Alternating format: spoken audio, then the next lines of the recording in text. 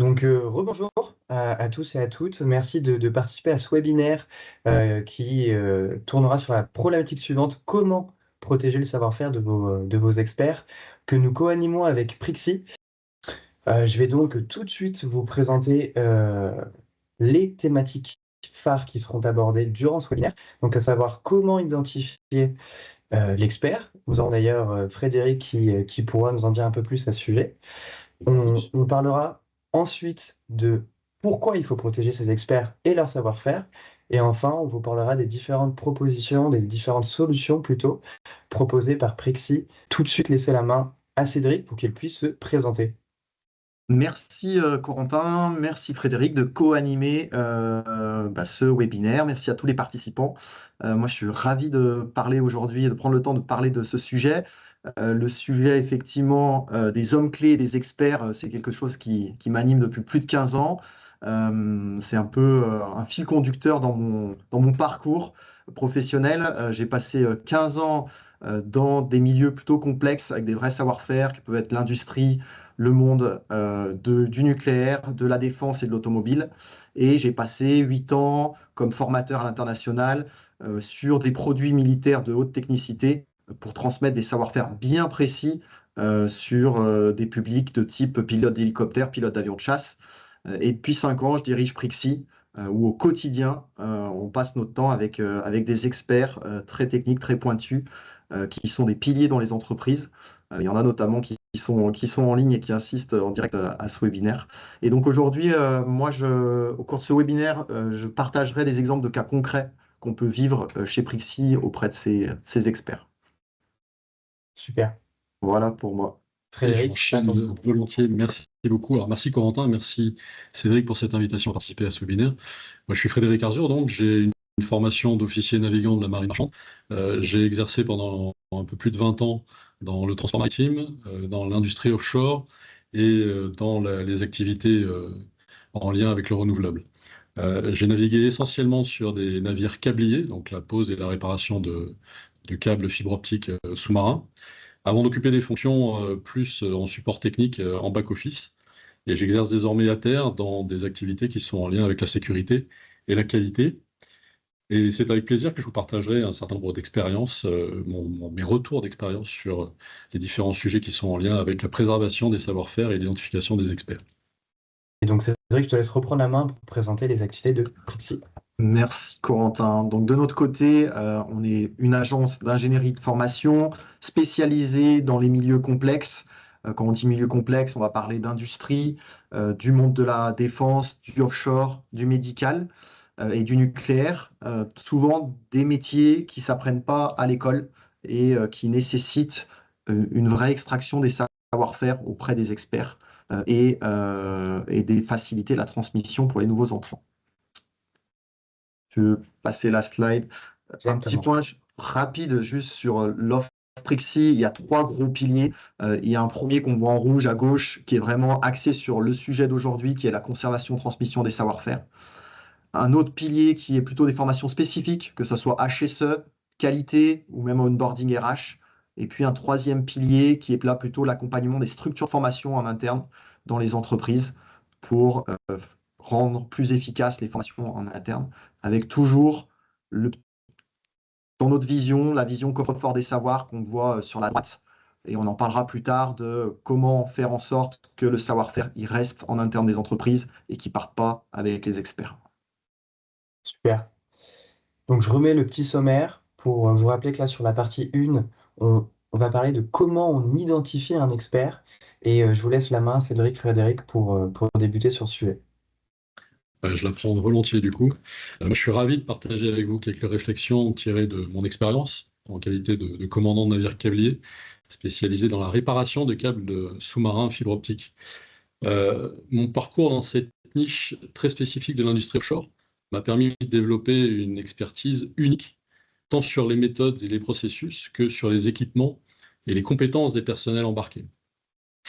Aujourd'hui, je souhaite attirer votre attention sur l'enjeu crucial que représente l'identification et la préservation des savoir-faire clés dans ce genre d'activité très spécialisée, dont on retrouve des composantes dans différentes branches de l'industrie. Dans ces différents domaines, souvent dans des secteurs hautement techniques, mettant en jeu des outils de haute technologie. Vous avez quelques illustrations, le mal de mer, si possible, à l'écran. Nous faisons face à une réalité incontournable, avec un nombre toujours très contenu de collaborateurs. On doit le plus souvent composer avec un nombre limité d'experts.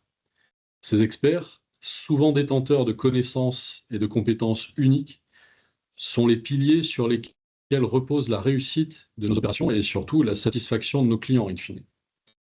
Leur expertise est non seulement difficile à acquérir, mais aussi très délicate à transmettre, soit parce que cette transmission de compétences requiert beaucoup de temps, soit parce qu'elle nécessite des formations ou des facultés particulières, et parfois même toutes ces composantes en même temps. La première étape pour préserver ces savoir-faire consiste à identifier ces intervenants clés. Il s'agit de reconnaître ceux qui, par leur expérience et leur maîtrise technique, jouent un rôle déterminant dans la réalisation des missions. Une fois identifiés, il est essentiel de mettre en place des mécanismes pour capitaliser sur leur expérience. Alors, ça peut passer par des programmes d'accompagnement, de développement personnel, du mentorat, la création de bases de connaissances, de procédures, ou encore l'organisation de sessions de formation en interne. Pourquoi est-ce si important ? Parce que la préservation de ces compétences, elle est directement liée à la capacité de production. Et par cette capacité de production, on a la conséquence, la protection des intérêts de nos entreprises et de nos clients. Ces investissements de nos clients et des entreprises elles-mêmes, dans les projets aussi complexes que la pose ou la réparation de câbles, par exemple, sont considérables. La moindre erreur, le moindre retard peuvent avoir des conséquences opérationnelles et financières très lourdes. En capitalisant sur l'expertise de nos meilleurs éléments, nous minimisons les risques et nous maximisons les retours sur investissement. Enfin, je voudrais souligner que cette démarche de préservation des savoir-faire ne doit pas être perçue comme une contrainte, mais bien comme une opportunité. Une opportunité de renforcer la résilience de nos organisations, d'améliorer notre compétitivité et de garantir la pérennité de nos activités. En conclusion, je vous invite à réfléchir à la manière dont vous pouvez, dans votre propre contexte, identifier et valoriser les experts clés de votre organisation. Leur savoir-faire est un trésor, parfois fragile, qu'il nous appartient de préserver au quotidien et de pouvoir transmettre. Je suis à votre disposition, évidemment, pour toutes les questions qui pourront survenir et pour échanger à suivre dans la suite de ce webinaire. Merci beaucoup. Merci Frédéric. Je vais poursuivre effectivement avec cette question que tu renvoies aux gens sur le webinaire. On s'est aussi astreint à cet exercice de se dire, nous, quand on intervient, les experts ont souvent déjà été identifiés chez nos clients et on a pris un peu les différents cas qu'on a en ce moment et on s'est dit, tiens, pourquoi l'expert, c'est lui et qu'est-ce qui fait que ça a été un expert et il a été identifié comme expert. Donc j'ai deux exemples à partager qui sont plutôt intéressants. On en a un premier sur le nucléaire, des clients qui travaillent sur les EPR, donc les nouvelles centrales nucléaires nouvelle génération, qui devraient normalement arriver aussi en France, avec plusieurs constructions qui sont prévues. Et là, on travaille pour extraire le savoir-faire d'un expert. Et quand on a analysé un peu la situation et le parcours de cet expert, on se rend compte qu'effectivement, on parle des EPR en France, mais lui, en fait, ça fait une dizaine d'années qu'il a travaillé sur tous les EPR dans le monde, que ce soit en Chine, en Finlande, en Angleterre en ce moment. On travaille avec lui, il est en Angleterre en ce moment. Et finalement, on se retrouve face à une personne qui a des informations, du retour d'expérience que les autres n'ont pas. Et donc, forcément, il a accumulé par son expérience et par les années, et des erreurs aussi qu'il a dû commises, des vrais savoir-faire qu'il n'y a que lui qu'il a ou peu de gens ont, parce que quand on va construire les nouvelles centrales nucléaires en France, il y aura très peu de gens qui auront déjà ce retour de 10 ans de chantier dans cet environnement très complexe. Donc ça, c'était un premier cas. C'est d'un expert qui a des informations que les autres n'ont pas et du retour d'expérience que les autres n'ont pas. On a aussi, je prendrai un deuxième exemple, dans le médical, des clients qui font des tubes pour faire des valves cardiaques et des stents, donc vraiment de haute technicité. On a travaillé avant qu'ils partent. Alors, c'était un départ dans une autre entreprise. Ce n'était pas un départ involontaire, c'était vraiment un départ volontaire de l'entreprise. Une personne clé chez eux qui gérait une partie de traitement chimique qu'on appelle de la tribofinition. Il y a très peu de gens en France qui maîtrisent ce sujet, et notamment pour faire des valves cardiaques et des stents. Ça permet d'avoir un traitement de surface parfait pour des équipements qui vont aller dans le corps humain. Et aujourd'hui, dans cette entreprise où on retrouve 500 personnes, il n'y avait qu'un seul élément, qu'un seul collaborateur qui maîtrisait parfaitement les recettes un peu magiques du traitement avec tribofinition. Donc là, encore une fois, l'expert il était identifié parce que c'était la personne unique qui permet de faire notamment certains produits. Et si un client recommande un produit avec un traitement de tribofinition, il n'y avait un peu que lui pour y répondre. Donc il y avait une dépendance à cette personne-là. Et avant qu'elle parte, effectivement, c'était important d'extraire son savoir-faire et de permettre de le retranscrire pour les nouveaux entrants. Et donc, ce savoir-faire qui émane de ces différents profils est du coup un actif stratégique, hein, on en vient là, un actif stratégique pour les sociétés. Donc, tout en bas de la pyramide, on parle de protection qu'il faut mettre en place pour protéger tout de suite cet actif stratégique pour les sociétés. Et c'est là où justement, nous, au Leader, on intervient par le biais de nos contrats d'assurance homme-femme clé qui va protéger finalement la personne clé par le biais de ce qu'on appelle un capital financier. Donc, c'est la société qui souscrit le contrat sur une personne physique, et ce capital financier sera reversé à la société si jamais il y a un départ soudain de cette personne physique, et départ soudain que je réexpliquerai après lors de la présentation de nos solutions. Tandis que toi, Cédric, tu arrives bien en amont de cette... Oui, effectivement, on remonte on est plutôt sur le haut de la pyramide. Exactement. Et ce qu'on voit, si on reprend tout à l'heure l'exemple du nucléaire, on est vraiment sur cette partie circulation informelle de l'information et des savoirs qui sont dans la tête des collaborateurs. C'est souvent informel parce que ça a été acquis par l'expérience. Souvent, les experts, ils n'en ont pas conscience. C'est-à-dire que nous, quand on travaille avec eux, ils vont nous donner une mine d'informations que, voilà, on va avoir une posture bien particulière et des techniques bien particulières pour extraire ça, mais d'eux-mêmes, ils n'ont pas conscience de l'écart qu'il y a entre un nouveau et eux qui ont 10 ans d'expérience dans un domaine bien précis. Ils ont souvent des réflexes professionnels qui se font de manière automatique et des raisonnements aussi, des logiques qui sont bien propres. Et c'est ce qui fait qu'il y a un savoir qui est remplaçable.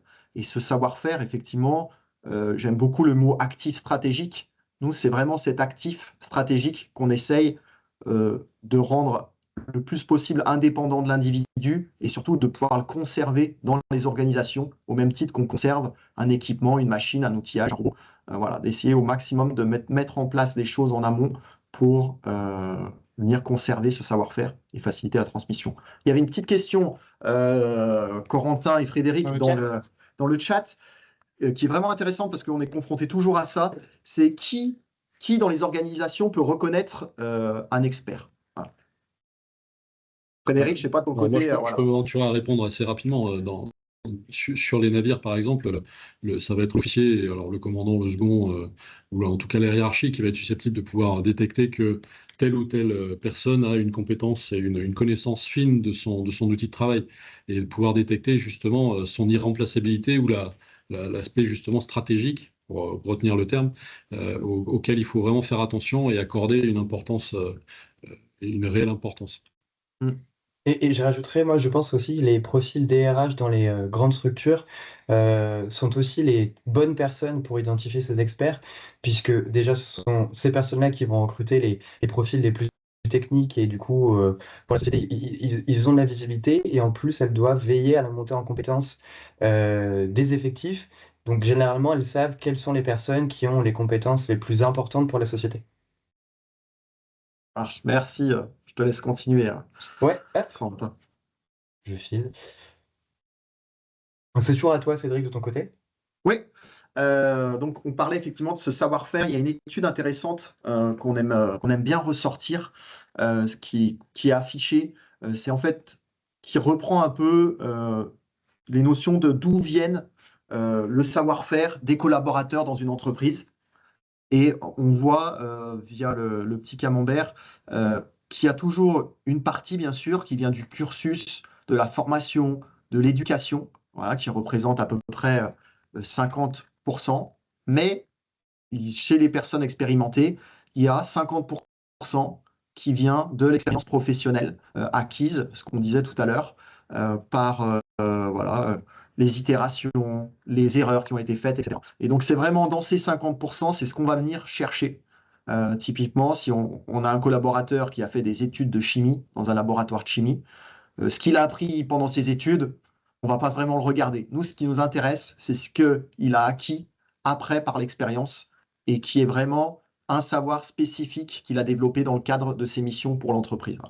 Donc, c'est toujours intéressant de se dire, voilà, chez n'importe quel collaborateur et encore plus chez les experts, il n'y a que 50% que je vais pouvoir retrouver chez quelqu'un que je vais recruter qui a fait la même école. Par contre, il y a 50%, il va falloir faciliter la transmission pour qu'il soit au même niveau que l'expert. Bien. Et je te laisse continuer, Cédric, sur cette partie-là. Oui, sur le représente les hommes et femmes clés. Effectivement, quand nous on intervient dans les entreprises, il y a toujours un gros enjeu qui peut être qualité, coût, délai, sécurité. Et souvent derrière, il y a des questions de retour sur investissement, parce qu'effectivement, la perte d'experts va engendrer des coûts ou des problèmes de sécurité qui sont encore plus graves. Si je prends deux cas concrets, on a un client toujours dans le médical qui fabrique des produits avec des presses d'injection, donc de l'injection plastique qui nécessite vraiment bon, c'est pour faire des dialyseurs, donc ça nécessite une très haute précision. Ils ont 34 presses dans leur usine, ils sortent des millions de pièces. Ils avaient jusqu'à présent des experts sur l'injection qui faisaient la maintenance de ces moules à injecter. Et ces experts sont partis, ils n'avaient pas vraiment été identifiés, et ils ont mis d'autres personnes en se disant bah, ça va fonctionner. En fait, il n'y avait pas vraiment c'était pas un homme clé qui avait été identifié, et on va le remplacer par quelqu'un qui n'a pas ce savoir-faire-là. Et il s'est avéré qu'ils cassaient les moules d'injection à 400 000 euros pièce, sachant qu'ils en ont beaucoup. Tout ça parce que le savoir-faire était parti de l'entreprise. Voilà. Donc ça, c'est un exemple dans le médical. Sur du offshore, pour revenir dans le monde de Frédéric, on a des clients on a travaillé avec un expert qui est parti à la retraite. Donc on a travaillé avant qu'il parte à la retraite avec lui pour extraire son savoir-faire sur des problématiques très techniques d'utilisation de grues et de maintenance de grues sur des plateformes offshore. Les incidents derrière étaient énormes. Ça peut être un accident de grue qui cause la mort d'un grutier. Ça peut être une grue qui est détruite ou une grue qui percute un bateau. Et là, on compte en millions d'euros, voire en vie humaine. Donc voilà, il y a l'identification des gens et puis de se rendre compte aussi du coût que ça peut avoir si elles partent avec un savoir et qu'on remet un candide derrière qui va pouvoir engendrer des grosses problématiques. De ton côté, Frédéric, j'imagine que tu as des exemples aussi marquants où tu as vécu des exemples marquants. Un certain nombre d'exemples, effectivement, alors que ce soit en naviguant sur les navires câbliers dont vous aviez une illustration tout à l'heure, ou même à terre. À bord, les rôles sont relativement clairement définis et on a toujours des personnes qui ont un rôle très, très spécifique et très spécialisé. La problématique survient évidemment quand soit ces personnes sont indisponibles pour différentes raisons, alors des raisons d'organisation, d'heures de quart par exemple, ou des problèmes liés à l'indisponibilité des gens, ils sont malades ou ils sont occupés ailleurs. Toujours est-il que dans ces situations-là, on se retrouve avec la nécessité d'opérer et d'effectuer la mission et donc de remplacer la personne qui était experte sur son poste de travail. Je pense par exemple à des machine drivers. Vous voyez les machines avec des roues tout à l'heure, là, dans la vidéo. Typiquement, on a dans ces machines des câbles qui sont retenus avec des tensions extrêmement importantes. Et le problème, c'est que quand on se retrouve avec quelqu'un qui ne maîtrise pas totalement ces machines et donc l'environnement de travail, on peut les exposer. Alors, soit en termes de durée, parce qu'on va prendre beaucoup plus de temps, en termes de précaution, en termes de mesures de sécurité qui sont mises en place pour s'assurer que justement on ne met pas les personnes environnantes en danger. Donc ça prend déjà beaucoup de temps. En termes de qualité, on est beaucoup moins bon. Et puis, en termes de sécurité, et tu l'évoquais toi-même, Cédric, la problématique, c'est que justement, on est susceptible de pouvoir exposer le personnel, et ça, malheureusement, c'est inadmissible. Et dans une moindre mesure, on a aussi cette problématique qui se pose quand on forme les gens. Alors le tout, c'est justement d'avoir la bonne personne, l'expert, qui va être capable d'accompagner la personne qui apprend, qui va être positionnée derrière le poste de travail, mais toujours encadré et toujours surveillé. la situation devient beaucoup plus à risque. Et lorsque ce mentorat n'est pas possible, et auquel cas, là, on se retrouve dans une situation où justement, il faut pouvoir poser des contingences pour éviter de mettre les gens à risque. Ça, c'était à bord des navires. Et plus récemment, à terre, j'ai eu une expérience très pratico-pratique. Il manquait un électricien haute tension sur un site assez évolué. La problématique en termes de coût, c'est que pour remplacer cet électricien, dès qu'il y a une méconnaissance ou un dysfonctionnement sur le réseau, il faut faire intervenir des sous-traitants. Donc là, il y a des coûts induits qui sont importants. Et puis en termes de protection même de l'installation, l'absence de connaissances fines de cette installation nécessite, qu'on s'y intéresse beaucoup plus en détail et avec le risque de passer à côté d'éléments très importants. Et puis, malheureusement, on est ouvert à la possibilité d'avoir des cartons, des interruptions. Et là, c'est tout le site lui-même qui est mis à risque. Alors, Dieu merci, ça n'arrive pas souvent, hein. Mais lorsque ça arrive, on se retrouve dans des situations où tout le monde court partout. Si la situation a été contingentée et préparée, ça peut se passer avec un minimum de casse. Ce n'est pas du tout le cas quand la situation n'a pas été préparée. Donc tout l'intérêt justement d'examiner en amont, d'identifier encore une fois les spécialistes, les experts, et de pouvoir contingenter les situations pour éviter les mises à risque et les mises en danger, sécuriser les sites et les personnels. Super, merci Frédéric. Et Cédric, je crois que c'est à ton tour. Je te laisse la main pour présenter les solutions de Prixi. Ça marche, merci Corentin pour toutes tes explications. Alors, pas de teasing chez Prixi, on n'a jamais travaillé encore avec des moines, même si on travaille avec beaucoup d'experts. Voilà. Je vais détailler effectivement un peu la solution Prixi, qui est effectivement une solution plutôt dans l'anticipation et après voir en amont, effectivement.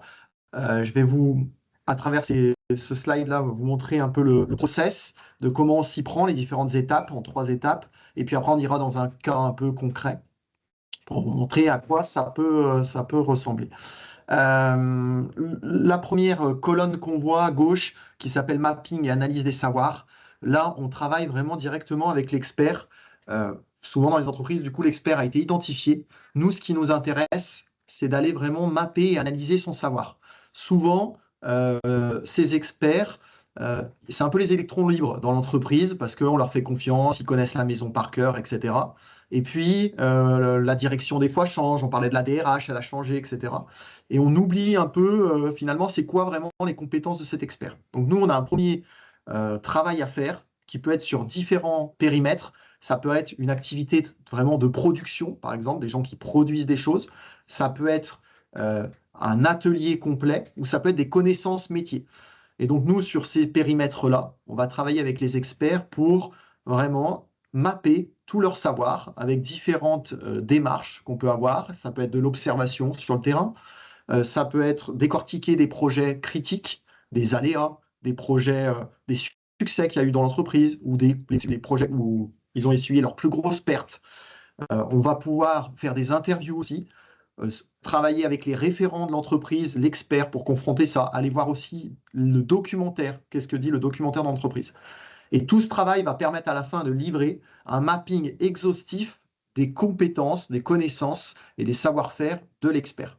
Et ça va être vraiment le cœur du réacteur pour poursuivre notre mission. C'est on a identifié un expert, Prixi, derrière, ils vont identifier vraiment quels sont ses savoir-faire. Et ces savoir-faire, on va rentrer dans la deuxième colonne sur une partie de ces savoir-faire. On va se dire, OK, une partie, il va falloir les extraire et les conserver. Donc là, on va travailler savoir-faire par savoir-faire sur des périmètres vraiment spécifiques sujets pour, aux côtés de l'expert, toujours en co-travaillant avec lui, avec une posture de candide, différents ateliers, etc., arriver à passer de l'extraction du cerveau de l'expert avec son vocabulaire à lui et retraduire ça de manière pédagogique pour que ça soit facilement accessible à des nouveaux entrants. Donc on va avoir un gros travail à faire d'extraire des savoirs qui ne sont souvent pas conscientisés par l'expert, des logiques de réflexion et d'analyse, et d'arriver à ressortir ça au début brut de forme, comme l'aurait dit l'expert, et de le retraduire pédagogiquement pour arriver à se mettre au niveau des nouveaux entrants, faciliter aussi la compréhension avec des illustrations, etc. Et donc là, on parle d'un travail d'extraction, mais aussi de conservation, parce qu'on va utiliser beaucoup de contenu pédagogique. Ça peut être des tutos où on va filmer l'expert, ça peut être des vidéos avec de l'illustration, ça peut être du e-learning, voilà, tout type de contenu pour faire en sorte que ce savoir qui est aujourd'hui dans la tête du collaborateur, il puisse rester dans l'entreprise comme un actif stratégique et vulgarisé aussi pour des nouveaux entrants. Donc ça, c'est vraiment la deuxième colonne. Et puis la troisième colonne, là, on rentre vraiment dans la transmission de ce savoir. On a voilà, une partie du savoir qui a été mis dans des contenus. Et après, comment on facilite la transmission avec des déroulés pédagogiques efficaces. Comment aussi on va venir s'assurer que l'évaluation derrière, on est au bon niveau. C'est-à-dire on a formé un nouveau, on veut qu'il soit au même niveau que notre expert ou à un certain niveau, peut-être à 90% du niveau qui était l'expert. Voilà, on va venir mettre en place des grilles d'évaluation pour s'assurer qu'effectivement la transmission, elle a bien été faite et que la personne, elle est prête et opérationnelle à rejoindre le terrain. Voilà pour la solution vraiment côté process en 3 parties. Là, je vais revenir sur un cas qu'on a abordé un peu tout à l'heure, qui est Bourbon. Donc, qui font effectivement de la maintenance de grues sur plateforme offshore. Là, on a travaillé avec un collaborateur qui partait à la retraite, qui avait 40 ans d'expertise dans ce domaine-là. Et effectivement, il y a eu un déroulé complet du process qu'on a vu avant, d'extraire, de mapper et de conserver son savoir-faire pour le retransmettre à des nouveaux entrants. Si on passe la slide, Corentin, Ouais. on va avoir juste un petit, un petit travail, des petites photos d'un atelier qu'on a pu faire avec lui pour extraire et mapper ses savoir-faire. Donc on peut voir la petite frise en bas.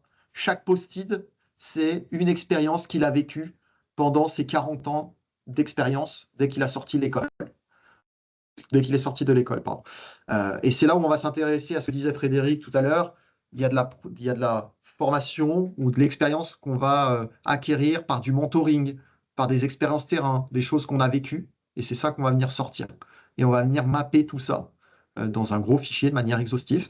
Et on peut voir en haut le dossier, en toute transparence, un dossier qui a été fait avec lui. On voit, il y a des problématiques de projet en Angola. Il y a des choses sur des contrats de maintenance bien spécifiques, à fort enjeu chez eux. Et c'est en décortiquant toutes ces expériences qu'on va arriver à ressortir qu'est-ce qui est du savoir-faire qu'il a acquis, qu'on peut acquérir à l'école, et quels sont les savoir-faire que vraiment il a développés par son expérience. Et donc, une fois qu'on a fait ce mapping, si tu passes la slide d'après, juste un petit exemple voilà, de réalisation ou quelque chose qu'il aurait pu expliquer cet expert, de son expertise, on va le remettre dans un contenu pédagogique. Ici, typiquement, on explique des problématiques de tension constante pour déplacer des objets très très lourds sur des plateformes offshore. Est-ce que c'est vrai que je veux bien lancer la vidéo, il y a du son qui sort, est-ce que ça vous gêne ou pas? Ou ça sent que de mon côté, vous l'entendez pas? Vas-y, on va te dire. On n'entend pas. C'est bon, je peux la laisser la On vidéo? n'entend pas de Ah ouais, son. vas-y. Ok.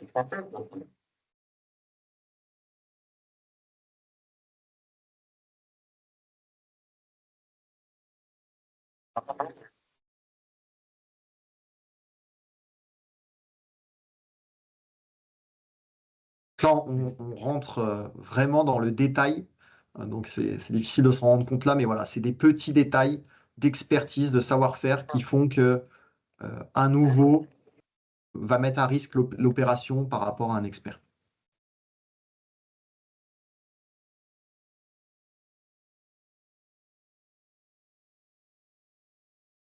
Merci Cédric, et du coup on arrive à la phase de questions. Donc si vous avez des questions, n'hésitez pas à nous les poser dans le chat. Évidemment, si vous avez des questions qui vous viennent après ce webinaire, on sera ravis d'y répondre. Vous aurez nos coordonnées juste après sur cette slide, donc que ce soit celle de Frédéric, Cédric ou les miennes. Donc n'hésitez pas à rentrer en contact avec nous et on y répondra avec grand plaisir. Il y avait une question dans le chat sur les départs qui étaient adressés à Frédéric. Pour les départs, ça peut être une démission ou une retraite. Quand c'est pas soudain, ça serait quoi la meilleure solution? Voilà, répartir l'expertise sur plusieurs binômes, avoir un backup. Voilà, Alors, avec nos maigres moyens, sur les navires en particulier, et plus récemment sur les sites industriels, le but c'est de pouvoir soit faire appel à des professionnels, ce qu'on avait fait ensemble, Cédric, à une certaine occasion, mais auparavant, l'idée c'est de pouvoir faire ça en dilettante, si j'ose dire, d'une part en identifiant les experts métiers, pouvoir récolter l'information pour s'affranchir, et tu l'évoquais toi-même en début de webinaire, de s'affranchir des légendes urbaines, hein, d'une certaine manière. Sur la presse, on a toujours des gens qui vont arriver avec des idées en disant tiens, on a toujours fait comme ci, on a toujours fait comme ça, mais on est incapable de pouvoir identifier exactement d'où viennent les connaissances, si elles sont réelles et si leur portée est réellement efficace. Et donc là-dessus, le but, c'est de pouvoir collationner ces infos et de les regrouper dans un corpus documentaire. J'ai évoqué des procédures tout à l'heure. La problématique, c'est qu'en termes d'approche, c'est plutôt assez sec, assez aride, et en général, les gens sont assez réfractaires à vouloir se plonger dans les documentations qu'on leur met sous les yeux. Et donc tout l'intérêt, et on vient d'avoir une illustration assez marquante là-dessus, c'est d'avoir un support pédagogique qui permette de capter l'intérêt et de montrer de manière relativement simple toute la portée des démonstrations et du savoir qu'on espère capitaliser par ces moyens-là. Et ensuite, il faut pouvoir retransmettre ces éléments-là. Alors, le support média est une façon de transmettre, mais il faut surtout identifier les personnes vers qui on va pouvoir tourner ce savoir. Quelles sont les personnes qui vont être susceptibles de pouvoir l'exploiter? Alors parfois on est contraint, hein, on a telle personne qui est présente et ce sera celle-ci qui sera détentrice du savoir et donc il faudra qu'elle se frale, enfin, qu'elle prenne toute la masse de connaissances qu'on va lui apporter.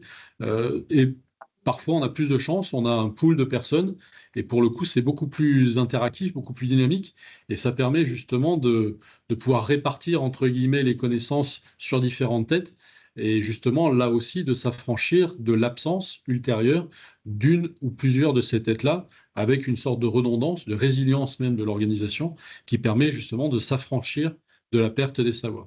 Donc en gros, les moyens qu'on a eu l'occasion de mettre en œuvre, c'était essentiellement ces moyens-là. Ça revient à prendre du backup, hein, en substance, si on a le moyen de le faire. En termes de binôme, les organisations sont souvent assez délicates et c'est relativement difficile à mettre en œuvre en termes de coûts. On va difficilement avoir plusieurs personnes pour occuper un même poste. Donc ça, c'est relativement peu fréquent à réaliser. Mais en revanche, la notion de backup est assez séduisante et ne peut reposer que sur un média qui permet, ou un corpus documentaire, des procédures, qui permettent d'avoir un support tangible sur lequel s'appuyer pour retransmettre ces informations. Espérons que ça répond à la question. Oui, je pourrais compléter. Merci Frédéric. Ce qu'on s'aperçoit souvent dans les entreprises, il y a souvent ce fameux tuilage ou biseau qui est mis en place. Il y a des exemples que je vous ai donnés tout à l'heure où on est intervenu alors qu'il y avait eu un biseau. Et finalement, l'expert était parti et puis le biseau était parti aussi. Donc le biseau ou le backup, c'est bien, mais ça reste toujours dans la tête de quelqu'un qui peut partir. Aujourd'hui, le turnover moyen chez nos clients, il est de 3 ans. Donc, nous, ce qu'on préconise et qu'on fait là avec un nouveau client, c'est de dire il faut faire la démarche qu'on met en place chez Prixi et si possible, intégrer dans cette démarche la personne qui va devenir le backup ou le biseau. Et du coup, là, ça lui permet, lui, de profiter de l'extraction des savoirs et de s'enrichir et de grandir rapidement. Et en plus, en parallèle, nous, on vient conserver tout ça et faciliter la transmission. Donc, je pense que le cumul des deux, d'un backup plus la solution d'extraction, conservation Prixi, c'est vraiment l'idéal pour pallier au fait d'un backup ou d'un biseau qui serait arrivé et puis finalement qui part au bout d'1 an ou 2 ans. J'ai plus de questions. J'ai plus de questions dans le chat. Eh bien, super. Il y avait 2 choses qu'on mettait à disposition à la fin de ce webinaire.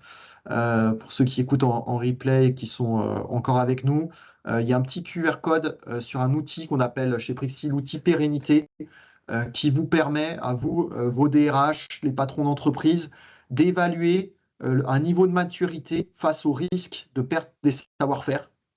Donc c'est une quinzaine de questions sur lesquelles vous pouvez répondre en fonction de ce qui est mis en place dans votre entreprise et des risques auxquels vous êtes soumis sur les savoir-faire et la pérennité pour évaluer le niveau. En fonction, à la fin, vous obtenez une ceinture qui peut être blanche, bleue ou noire en fonction de la maîtrise face à ce risque-là. Eh bien, je pense que c'est tout bon pour nous. Mais merci beaucoup, Frédéric, Cédric, pour votre Merci à vous, bien présentation, sûr. le temps que vous avez pris. Merci. Merci à tous les Merci participants, Corentin. participantes. Merci Frédéric. Merci aux participants, merci pour vos questions. Et puis, on reste disponible. N'hésitez pas à nous contacter. À votre disposition. Super. À bientôt. Merci beaucoup. Agnès. Au revoir. Merci à tous. Bonne journée. Au revoir.